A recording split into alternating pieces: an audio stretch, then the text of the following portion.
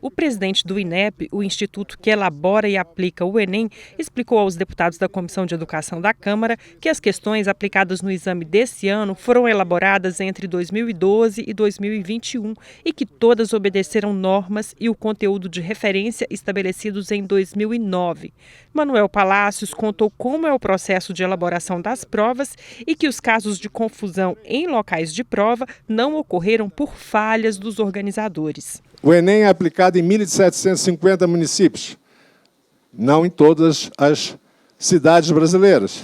Então, quando se faz a inscrição do Enem, o estudante escolhe onde quer fazer. E houve casos em que o estudante, por razões de distração, marcou um município que tinha o mesmo nome do bairro. Teve um caso que ficou conhecido no Ceará, o município que o estudante escolheu foi o município de Varjota, porque ele morava num bairro chamado Varjota. Então, todas as vezes que houve notícias de 200, 300 quilômetros de distância, podem ter certeza, os senhores e as senhoras, esse fato foi decorrente de erro de inscrição. O problema que foi sanado relacionado ao instalamento se refere exclusivamente aos casos em que a distância dentro de uma grande cidade, e no caso é basicamente Rio de Janeiro e São Paulo, ultrapassa 30 quilômetros. Para a deputada Adriana Ventura, do Novo de São Paulo, algumas questões das provas aplicadas no último domingo tiveram viés ideológico e não deveriam fazer críticas ao agronegócio. Quando vi aquelas questões afrontando o agro, falando de uma maneira completamente pejorativa, a gente está falando de um setor que tem um relevante papel no PIB do Brasil, eu realmente fiquei muito incomodada. O deputado Pedro Xay, do PT de Santa Catarina, rebateu as críticas. O petista alertou que uma das questões criticadas pelo agronegócio reproduziu um cientista renomado. Tem desigualdade social no campo? Tem. No bendito Tocantins, que expande o cerrado e a soja, tem, por outro lado, 156 mil famílias que estão na tarifa social. Dizer que não tem contradições no campo, dizer que não tem violência no campo, dizer que não tem desigualdade social no campo, dizer que não tem grilagem de terra no campo, conta outra história. Não vamos esconder a realidade.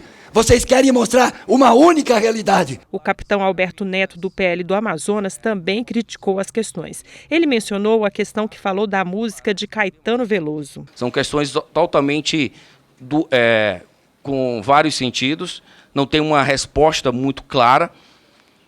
E aí, a Adriana até relembrou, o próprio autor, né, viralizou até esse vídeo, a esposa do Caetano Veloso perguntando para ele sobre uma questão, que ele é o autor das músicas, e ele não sabia responder.